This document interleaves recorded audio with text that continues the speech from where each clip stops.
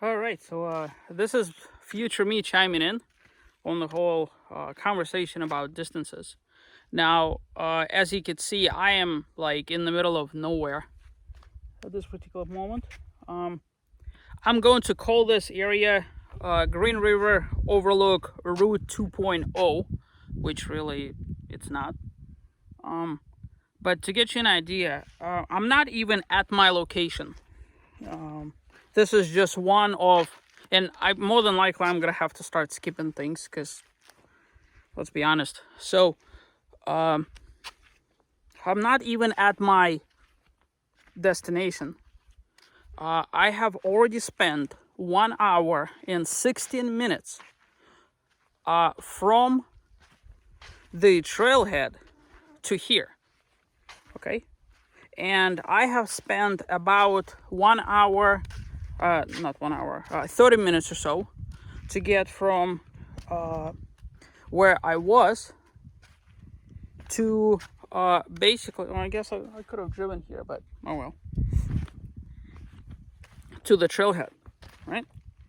So we're talking 2 hours, and I'm not even where I'm supposed to be.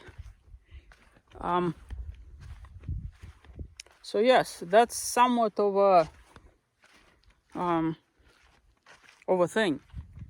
Everybody that comes to Moab, that doesn't do like lone safaris like I'm doing, they build specialty built vehicles and visit destinations like Pritchett Canyon, Cane Creek Canyon, and Hell's Revenge, 7 Mile Rim.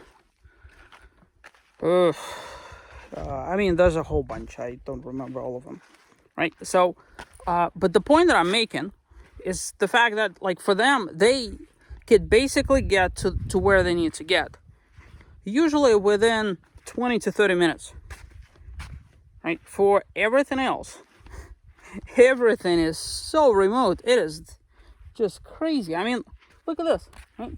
I am legit middle of nowhere. I am probably the only person that I'm going to see. And I'm probably, I'm not even gonna lie,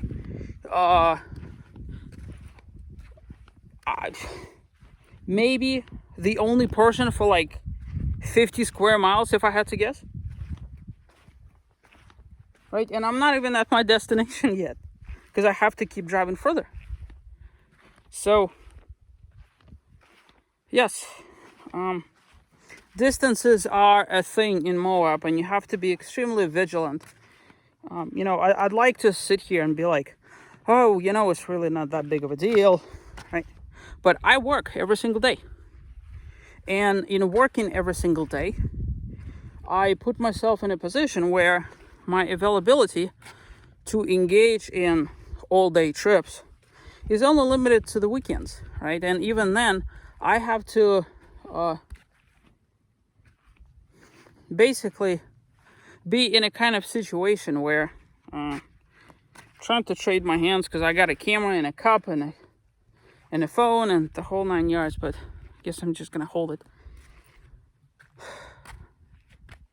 But then it's all worth it, because you get to come out to places like this, right? So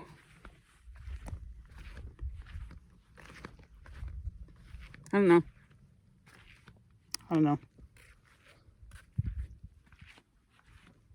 Another thing is, as you see, I'm actually walking. I could have driven here. I chickened out because I thought, well, maybe this is it. But I'm on the road, and the road actually gets better. But I'm just too lazy to walk back. And oh well, I'll do a little quick hike. No big deal. No big deal. Here, I'll show you guys what I'm looking at.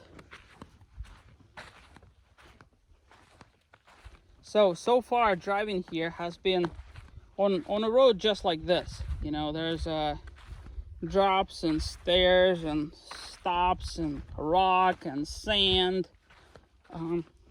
And clearly I'm obviously not the only person to come out this way, because there's all sorts of tracks out here.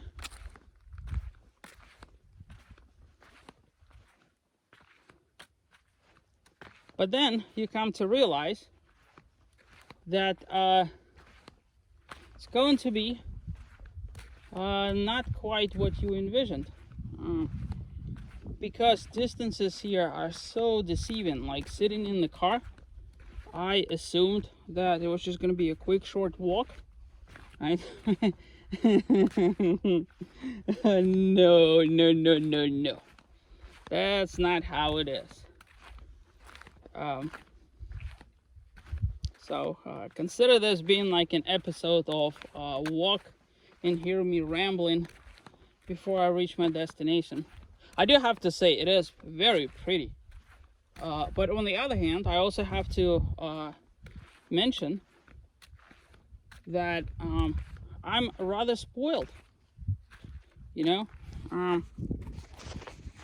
I am kind of sort of spoiled, because I've been off-roading so much, and I've been able to see all this rock and all those cliffs and all this other stuff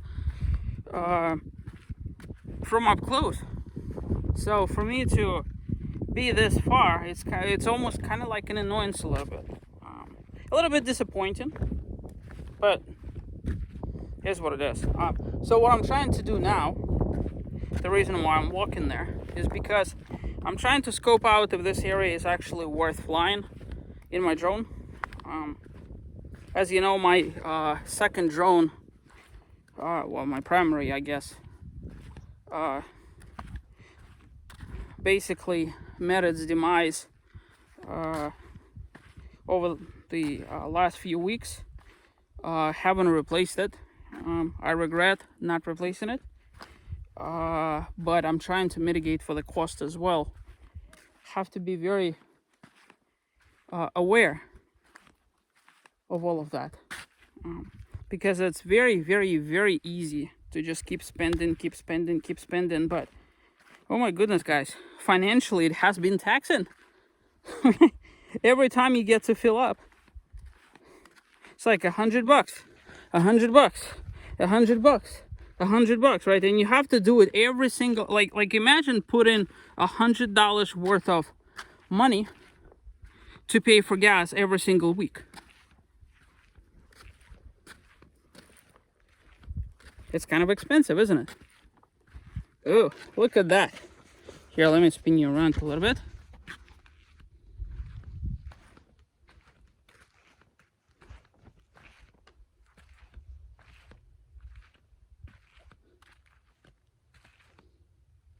I don't know what kind of canyon this is. I'm tempted to assume. You know what? I'll tell you what. Let me just put this down for a second. I apologize for it. Bear with me. I'm doing this live, as you can see. That way I could free up my arms a little bit. There we go. All right. So,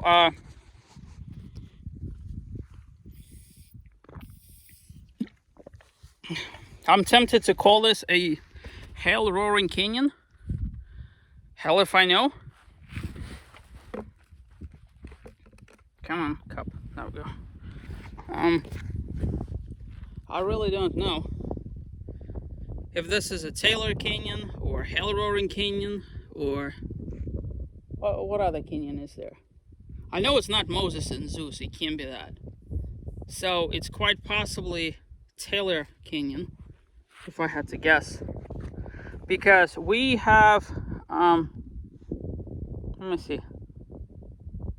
Yeah, I think because the boat ramp is supposed to be like there-ish somewhere. Look at that. What a really cool place to be, huh?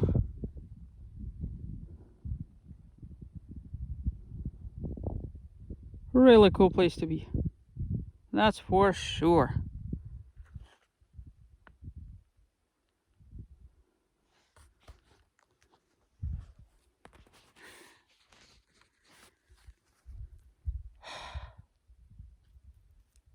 Yep.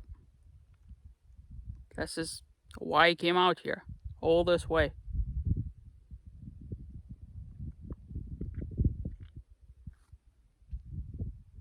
This is why I live by the philosophy that there's more to explore, there's more to see, there's more to live in your life to the fullest. And this is a prime example of it. To just be out in a place like this. What a wonderful, wonderful place to be.